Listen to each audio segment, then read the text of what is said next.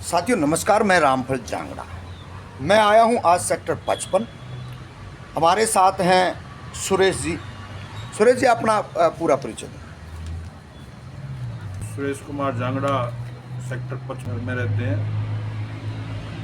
किस डिपार्टमेंट से आप रिटायर हुए? हम HPGCL डिपार्टमेंट, जो हरियाणा इलेक्ट्रिसिटी बोर्ड का एक पार्ट है, उससे as a additional assistant engineer retire. तो आप काफ़ी सुनने में आया है कि सामाजिक संगठनों से और यूनियनबाजी से जुड़े हुए हैं, ऐसा कुछ हमारे किसी साथी ने बताया था। तो कितनी सच्चाई है? नहीं, मैं तो 1990 से अपनी डिप्लोमा इंजीनियर एसोसिएशन जो बिजली विभाग की थी उसमें कार्य पार्टिसिपेट करता रहा। उसमें फिर मैं वाइस प्रधान भी 4 दफ़े बना, और पानीपत थर्मल के अंदर भी मैं प्रधान रहा 3 साल। 20 साल यहाँ पे फरीदाबाद थर्मल के अंदर रहा। उसके बाद अपने जांगड़ समाज शाखा जो फरीदाबाद में है उसमें अब प्रधान हूँ 5 साल से, और सीनियर सिटीज़न का भी प्रधान हूँ सेक्टर 55 में।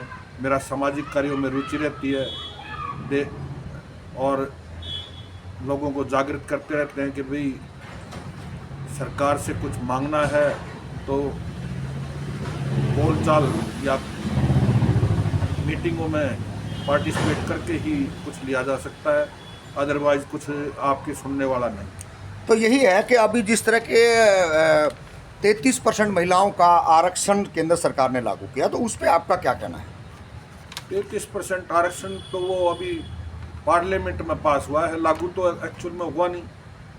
नहीं, और आपकी मांगे क्या हैं? आप 33% से संतुष्ट हो? नहीं, हम तो अपनी आबादी के हिसाब से चाहते हैं कि भाई हमारी जो बैकवर्ड क्लास की OBC की डिमांड है वो हम 52 से ज़्यादा हैं, और उसमें हमारी भागीदारी दी जाए। तो ये आपके हाथ में जो पर्चा है, इसमें काफ़ी सारी चीज़ें लिखी हुई हैं, तो इस पे आपका क्या कहना है? क्या क्या है इसमें, ज़रा थोड़ा एक बार बताओगे हमने हमारे व्यूअर को?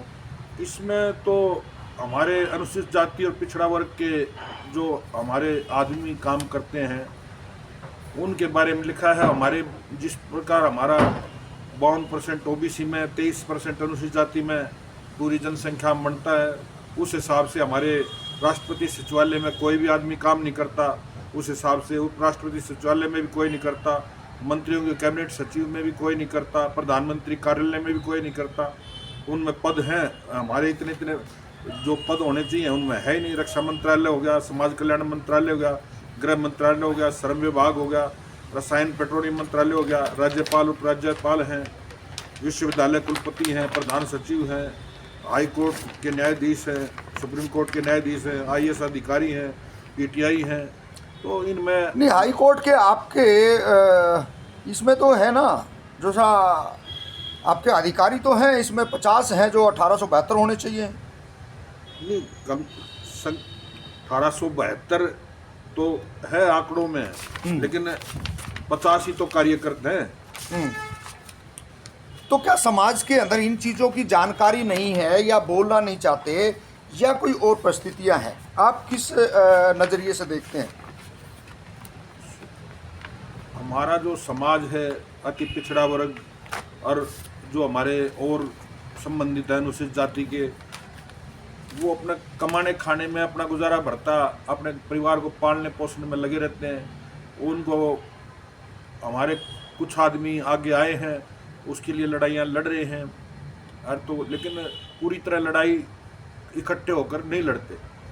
उसमें जैसे समाज है अनुसूचित जाति का, वो इकट्ठा आज धीरे धीरे हमारे से OBC से ज़्यादा इकट्ठा होकर लड़ाई लड़ता है।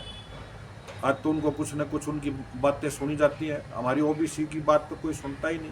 नहीं, ओबीसी की सुनता क्यों नहीं? कर्पूरी ठाकुर को भारत रत्न दे दिया गया है, और मैंने आज ही एक अखबार की कटिंग मिली है जिसमें सैन समाज को 1000 वर्ग जगह दी गई है। तो आप ये कैसे कह सकते हैं कि कर्पूरी तो जननायक थे, और जननायक को जब भारत रत्न भी दे दिया गया है और ये भी दे दिया गया है, तो उस पर क्या?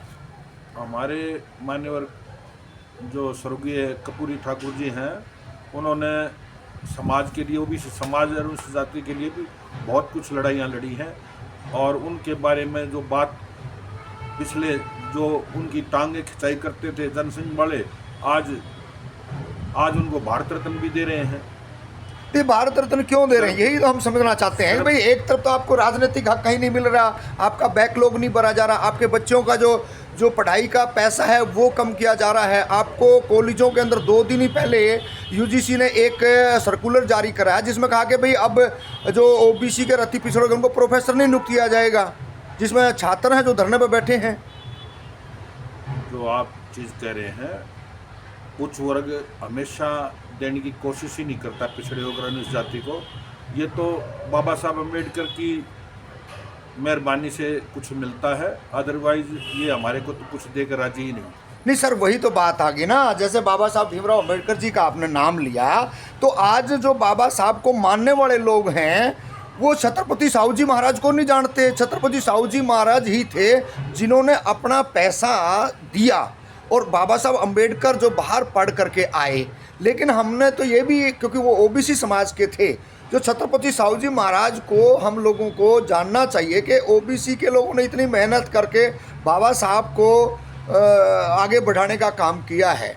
लेकिन आज कहीं ना कहीं ओबीसी समाज कहीं भी दिखाई नहीं देता है, और जो अम्बेडकर को मानने वाले हैं, उनको समझने वाले हैं, पढ़ने वाले हैं, वो कहीं ना कहीं अपने हक अधिकार बचा रहे हैं। और ओबीसी का जो 27% था जो नौकरी और शिक्षा में था, उसका भी बिल्कुल बुरा हाल किया जा रहा है।